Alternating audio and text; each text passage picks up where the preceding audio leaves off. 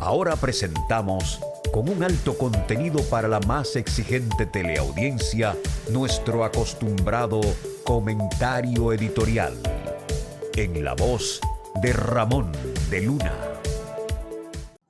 El de hoy yo lo he titulado El Día de la Libertad, y debió ser claramente el pasado sábado, que fue el 30 de mayo, porque nos estamos refiriendo en este comentario acerca del magnicidio cometido, la eliminación del tirano Trujillo, el 30 de mayo de 1961.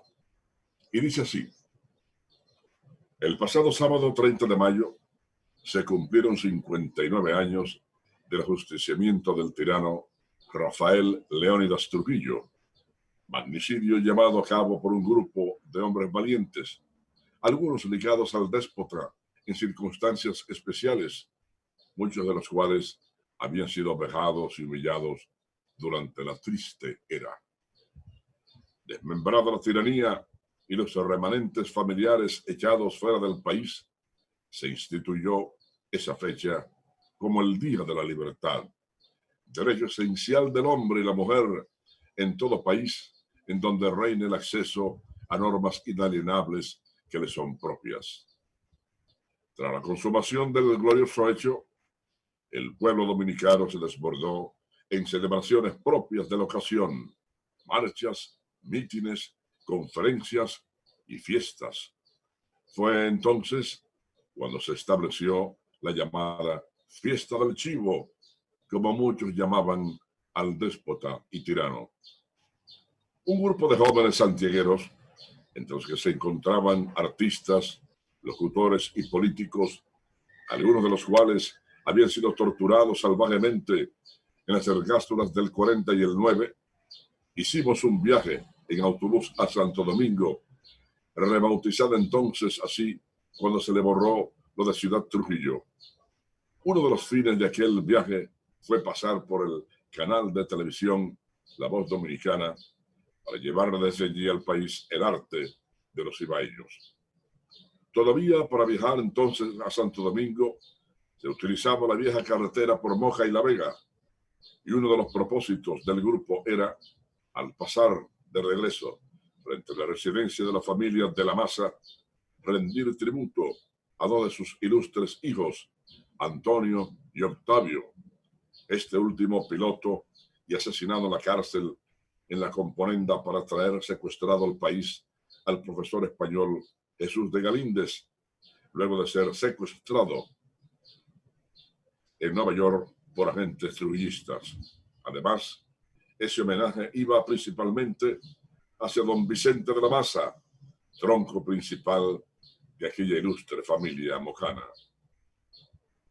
Detuvimos el autobús y salimos del mismo y parados cantamos el himno nacional, reverencialmente frente a la casa, en cuya galería estaba sentado descansando don Vicente.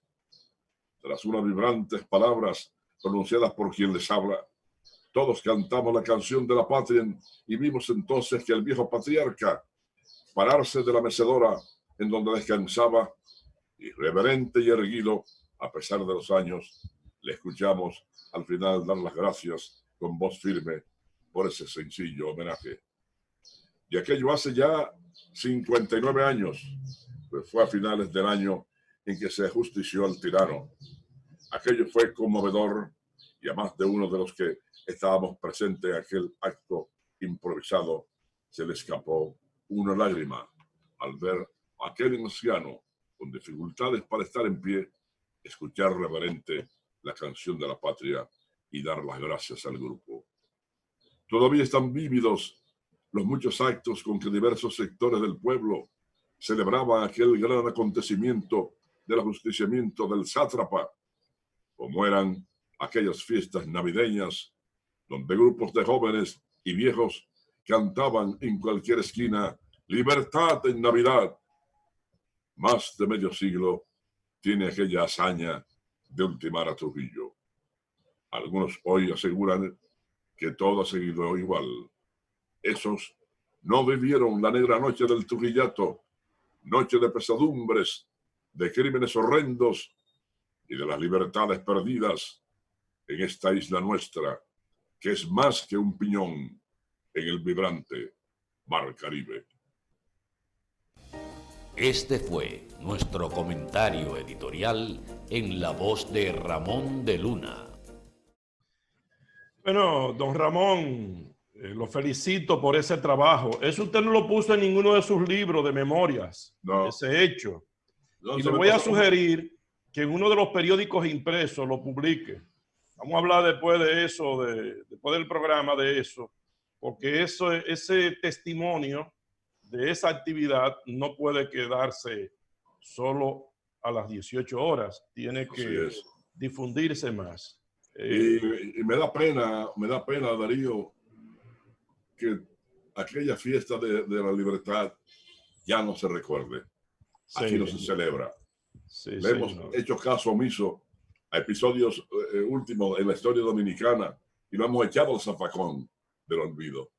No debiera ser, porque el pueblo que olvida su historia, aunque algunos digan lo contrario, está condenado a repetirla. Así mismo es, así mismo es. Miren, mañana no habrá agua en La Canela ni en Hato del Yaque. Se va a hacer la conexión. Sí, se va a hacer la conexión del acueducto Ciudad Juan Bosch, La Canela, así se llama, y el canal Monsieur Bogar lo van a secar esta noche por 2 días para hacer la conexión. Es un trabajo de ingeniería donde el cemento, donde hay que picar y luego conectar y el cemento que se va a emplear debe fraguar. Entonces hay que darle tiempo para que seque. Entonces habrá 2 días sin agua en esas comunidades. Por lo tanto, se le insta a que almacenen agua porque martes y miércoles no habrá agua en Hato del Yaque y en La Canela. Pero después agua por pipa. Bueno, cuando terminen sobre todo ese acueducto, tendrán más agua y de más calidad todavía. Exacto. Qué bueno.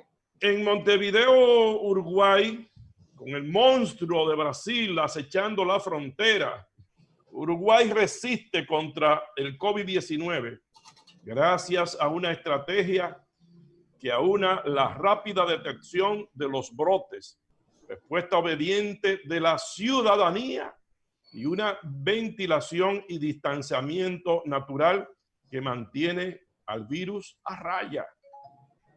Estos son algunos de los factores que permiten al paisito respirar relativamente tranquilo con tan solo 816 casos y 22 fallecidos. Estos datos actualizados hasta el viernes, aunque sin quitar el ojo a Brasil, que está ahí al lado, con quien comparte 1000 kilómetros de frontera seca y varias ciudades binacionales en las que cruzar una calle o una plaza determina si pisas territorio uruguayo o brasileño. La situación del coronavirus en la frontera alcanzó incluso al presidente Luis Lacalle Pou, quien está en cuarentena, ya que podría haberse contagiado durante su visita a la ciudad de Rivera, que está al norte. El 13 de marzo, Uruguay dejó de ser una de las excepciones en Sudamérica. El COVID-19, que tampoco había pisado Guyana Francesa y Surinam, llegó al país y con él la emergencia sanitaria decretada por el gobierno de Lacalle Pou.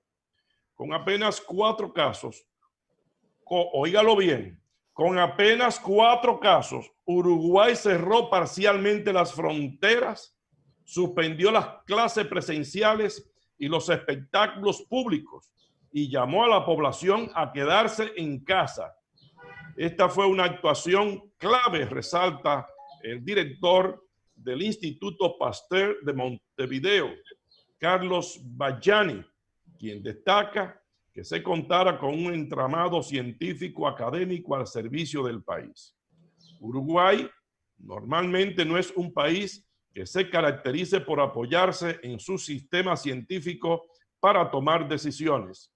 El hecho de contar con un entramado de jóvenes científicos formados a nivel internacional que tuvieron una gran capacidad de respuesta en tiempo real, es un hecho súper destacado, remarca. Para que usted vea, actuaron inmediatamente los uruguayos. Y un pueblo obediente. Y un pueblo educado, es uno de los pueblos con mejor y mayor educación de América Latina. Y eso es clave, la educación. Don Ramón, yo ayer tarde pasé por un par de barrios y es increíble, la gente bebiendo y juntos, sin mascarilla, sin nada. Sí. En zonas donde ha estado muy presente el coronavirus. Pero la gente no, ¿será que no lo creen? Bueno.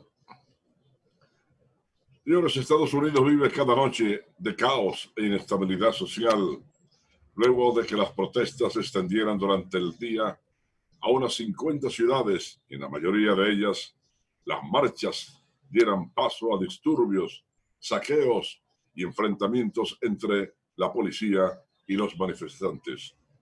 Algunos grupos de manifestantes incendiaron carros privados y vehículos de la policía, bloquearon autopistas, rompieron vidrieras o realizaron saqueos, mientras las autoridades respondieron con gases lacrimógenos e incluso balas de goma.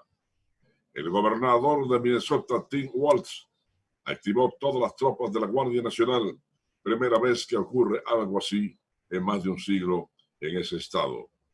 Al menos 14 estados también decidieron activar su Guardia Nacional, entre ellos Colorado, Georgia, Kentucky, Ohio, Utah, Wisconsin y el Distrito Especial de Washington, D.C. Los estados de emergencia o el toque de queda se han impuesto en vigor en al menos 25 ciudades, entre ellas Atlanta, Los Ángeles, Chicago, Columbus, Denver, Filadelfia, Miami, Minneapolis, Louisville y Seattle.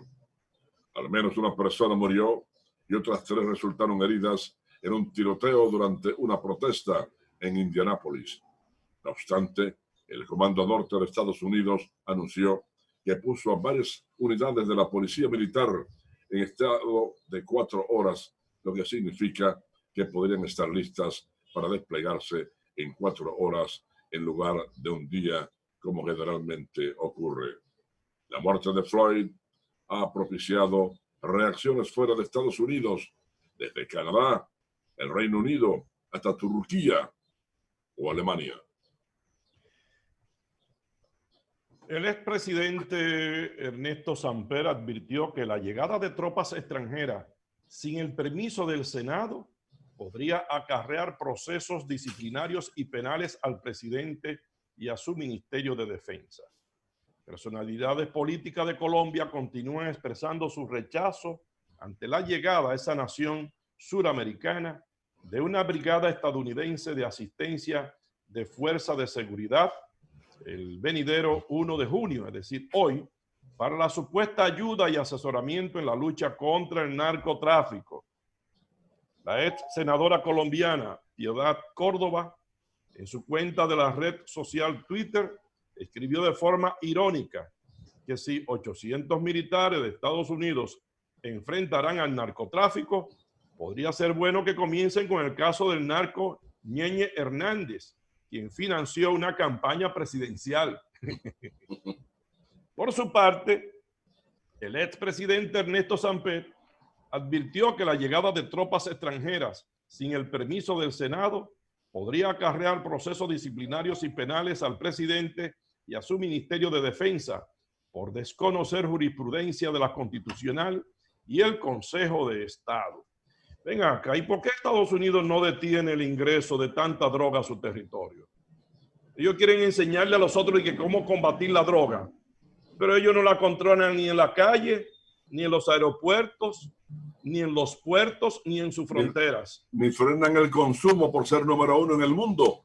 Y entonces, ¿qué es lo que pueden enseñarle a otro que asesorarlo? Señores, la crisis económica derivada de la cuarentena debido al coronavirus continúa afectando a las empresas de medios de comunicación en la República Dominicana. Recientemente fueron suspendidas decenas de empleados de Multimedios del Caribe, empresa propietaria del periódico El Caribe, de la televisora CDN y de las radioemisoras CDN, Radio, FM y AM. Asimismo, Cinevisión Canal 19 se vio precisado a suspender a varios de sus empleados, incluyendo a camarógrafos y periodistas. Ahora fueron cancelados alrededor de una docena de empleados de Omnimedia, la empresa propietaria del gratuito Diario Libre. En Diario Libre fue despedida hace una semana la periodista especializada en temas de salud, Lisania Batista. En la semana que acaba de pasar, fueron despedidos el veterano periodista Eli Heiliger, el infografista Ramón Sandoval, el editor de fotografía Francesco Spotorno, entre otros. Los periódicos impresos se han visto obligados a reducir el número de páginas y sus tiradas por la caída de la publicidad al unísono con la reducción de las actividades económicas en medio de la pandemia. Asimismo, se han producido despidos en canales de televisión, radioemisoras y en otros medios de comunicación debido a la profundización de la crisis económica que ha provocado la cuarentena en esta industria de servicios que ya atravesaba a nivel internacional una situación difícil por el impacto de la tecnología en los medios tradicionales. En principio, los empleados de los medios de comunicación no habían sido incluidos en los programas de subsidios creados por el gobierno dominicano a raíz de la crisis generada por la pandemia del coronavirus.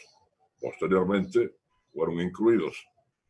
Este beneficio solo puede ser aprovechado por los empleados que todavía se mantienen en los medios de comunicación y no por los cancelados.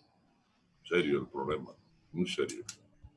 Esta noche el candidato presidencial del PLD, Gonzalo Castillo, hablará de su programa económico por una cadena de radio y televisión, economía y empleos. Hablará el candidato presidencial, Gonzalo Castillo. En otra información, vamos a ver a continuación la preocupación de decenas de familias de los sectores Hoyo de Elías, Maizal y otros. Ellos están solicitando atención ante los derrumbes que afectan la zona. Temen un deslave que los deslice a todos ellos hacia el río. Esto viene produciéndose, ya se ha comido parte de la calle que bordea sus viviendas y ya falta poco para que se extiendan y lleguen a sus casas. Entonces ellos reclaman la atención de las autoridades. Vamos a ver lo que ellos dicen sobre esto. Y esa parte de atrás no se puede pasar, no se puede transitar. Nosotros queremos que las autoridades tomen carta en el asunto, todo para 4 años. Si eso que Dios no lo quiere hacer, un incendio ahí se van a pedir, mire familia, niños y personas de mayor edad.